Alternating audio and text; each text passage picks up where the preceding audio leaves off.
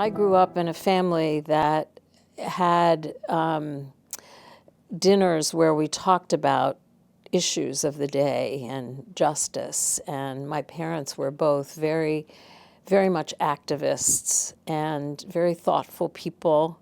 So, and my mother was a social worker. So, as were numerous of my aunts. So I feel like I came from this perspective of the highest order of work in the world is if you can devote yourself to helping repair the world. So I feel like I was so fortunate to have the experience during college of volunteering at a very early organization that was working with runaway and homeless youth in the District of Columbia. And at the time, there were hundreds and hundreds of young people who were coming to various cities that were leaving home. It was during the time of the Vietnam War. It was during a time of a lot of unrest in the country, young people conflicting with their parents on a variety of levels, including politically. And it was a very dynamic time for young people like myself who were also figuring these things out and finding my way. And I found that when I came to this drop-in center, that I just loved being there. I loved the relationships that I could build with these young people. And I came to realize very quickly that this was kind of my calling to do something around youth and potentially homelessness, because of a lot of the young people had left home. So that organization, that early organization that I volunteered for, collapsed shortly thereafter, and there was this gap. Lots of young people still, lots of young people that I had gotten to know.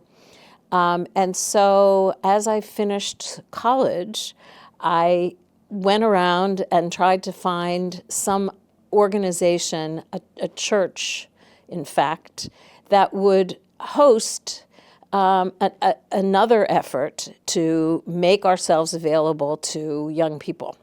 And Christchurch, Georgetown said yes, we could use their parish hall. And when I say we, it was myself, and then there was one other person, and it was a very small but mighty organization.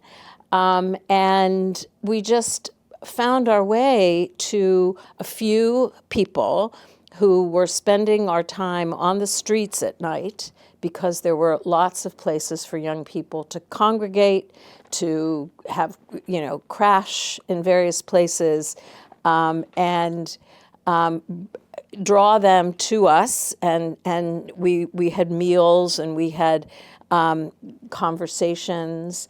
And I came to understand and realize how important it was to offer an alternative for these young people. A lot of them had left home, had kind of broken relationships with their parents, but really wanted to, reconnect and just really didn't know how.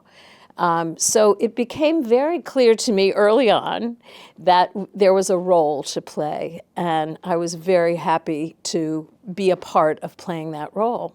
Playing the role of reconnecting young people with their communities, with their families. Also recognizing that there were young people who really couldn't go back home, that the circumstances were dangerous or they, had kind of fallen apart.